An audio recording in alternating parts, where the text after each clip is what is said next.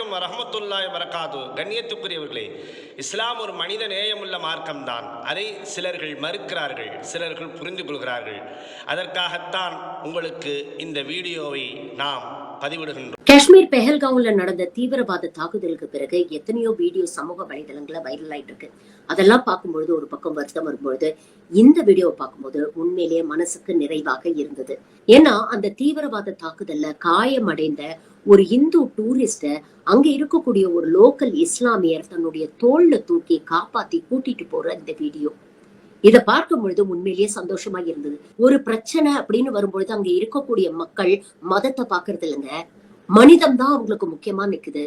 காப்பாற்ற வந்தவன் இந்துவா முஸ்லிமா அப்படிங்கறது பாக்குறது இல்ல, அடிப்பட்டவன் இந்துவா முஸ்லிமா அப்படின்னு பாக்குறது இல்ல. அவங்கள ஒரு உயிரா பார்த்து அந்த உயிரை நாம பாதுகாக்கணும் அப்படிங்கிற ஒரு எண்ணம் தான் அவங்க கிட்ட மேலோங்கி இருக்கு. அப்படிங்கறத நினைக்கும் பொழுது இந்த உலகத்துல இன்னும் அன்பும் மனிதமும் உயிர் வாழ்ந்து கொண்டு இருக்கிறது.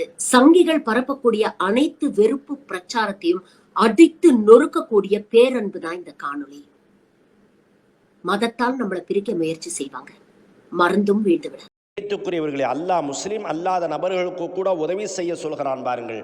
அல்லாஹ் நபிக்கு உத்தரவிடுகின்றான் பாருங்கள்.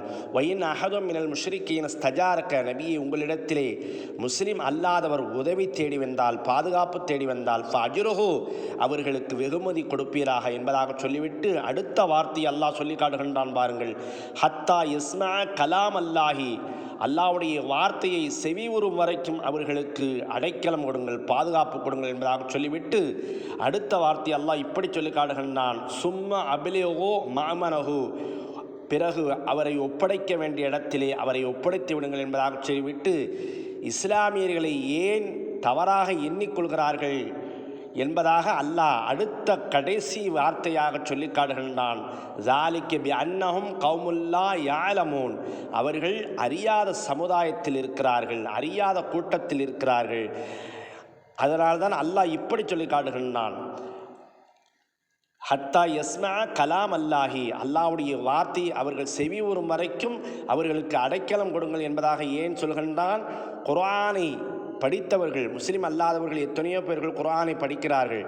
அப்படி குர்ஆனை படித்தவர்கள் இஸ்லாமியர்களை தவறாக எண்ண மாட்டார்கள், தீவிரவாதியாக சித்தரிக்க மாட்டார்கள் என்பதை அல்லாஹ் இந்த குர்ஆனுடைய ஆயத்திலே புரிய வைக்கின்றார்.